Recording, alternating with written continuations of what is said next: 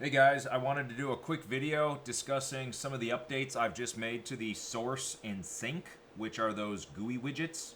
I have an example module here for the example IamGUI stream sync and stream source. If I launch my sync and I also launch my source, so I have my sync right here, this guy will just sort of connect to a source and stream the data. So if I go to my source module and launch that guy, I now have a source over here and a sync. Notice that this source has three different sources that are listening. Each source listens on its own TCP port, and I have one listening on 12.676, 99, and 98.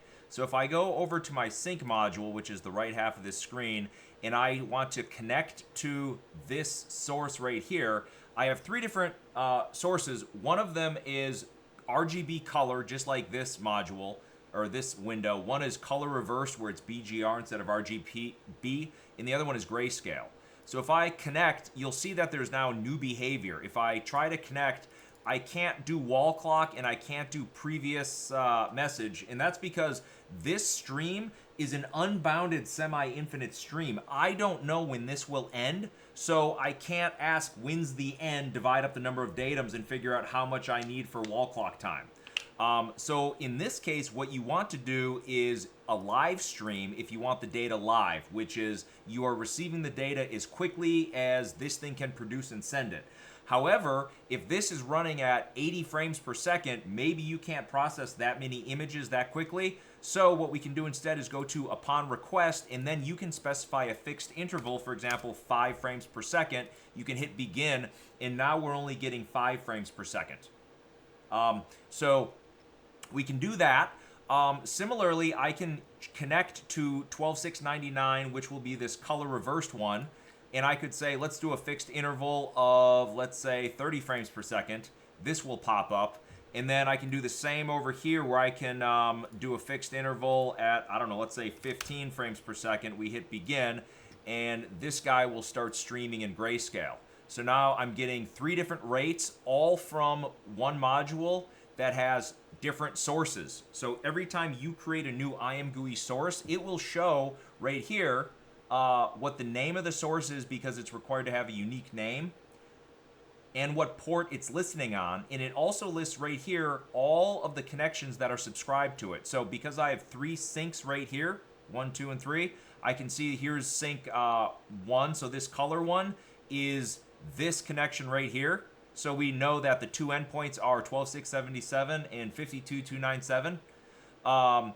And then what will happen is in the code for your sync in your source, if we look at the source real quickly, you subscribe your messages, and it's actually fun. If you open up the source example, take a look at this code. I implement a templated double dispatch to keep the code, I would say, more readable. But what happens is when a net message comes in to from a sync to the source, we have to dispatch on that. But in order to dispatch on that, you want to dispatch based off of what port they're arriving on. So if for example, a message comes in and it is sent to the source port where the reversed color is listening, then we simply dispatch to the reversed color source. If it came in on the type A message, which is the grayscale, then we dispatch to the grayscale source. And then for the normal, usual RGB color, if the message came in on this particular port, then we dispatch to that. Okay? So another thing we can do then is if we go and we look at the sync code is very similar, except instead of doing the double dispatch, I sort of just did it the normal way.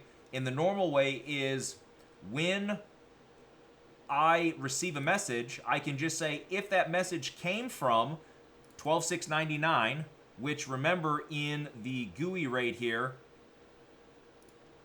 12.699 corresponded to the color reversed, 98 to the grayscale, and 76 to the color. So we can see right here, If it came in on 99 BGR, I just update my BGR texture information.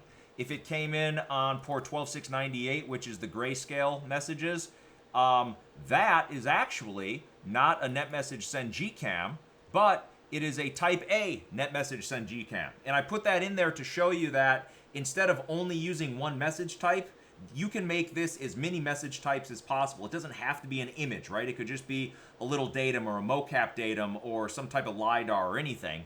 And you can still use that same logic inside every type of dispatch. And then the last color port one works the same way. So the code right here is quite easy to use. And as a matter of fact, what I could do is I could go to my source example. I can close my source. And if I do that, now you can see that I have closed down. My sync isn't receiving anything. I can go to the other example, the image generator streamer. And in this image generator streamer, I can run this. And when that guy loads, remember this is the example that creates an image of this aircraft. And this is listening on port 12676 using a stream source. So I can just go to my sync, using my sync, connect to 76, and once it's connected, I could, for example, say, oh, let's do a live stream. And now I am receiving data from a different module. So it doesn't matter. You can create as many sources or syncs in a module as you would like, and you can plumb everything together. Under the hood, this is exactly what Palindrome is using. What's new now is we can go to the upon request, and I can do a fixed interval, and now I can control the amount of data that a source sends to me in an efficient manner. Before, it was always a live stream, and that caused too many issues because typically Palindrome would be running at, let's say, 60 frames a second, and YOLO Inference can only inference at 10 or 20 frames per second. So, this will help fix that, and I will post this video for you guys to see. You'll have to do a git pull on the engine, and then there is a breaking change. I made a post of it on Teams.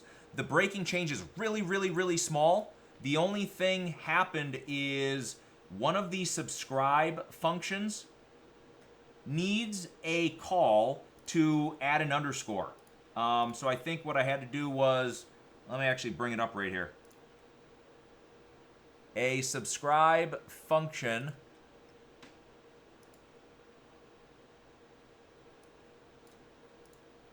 right here on message sensor datum arrived. There were two places, but wherever you see a on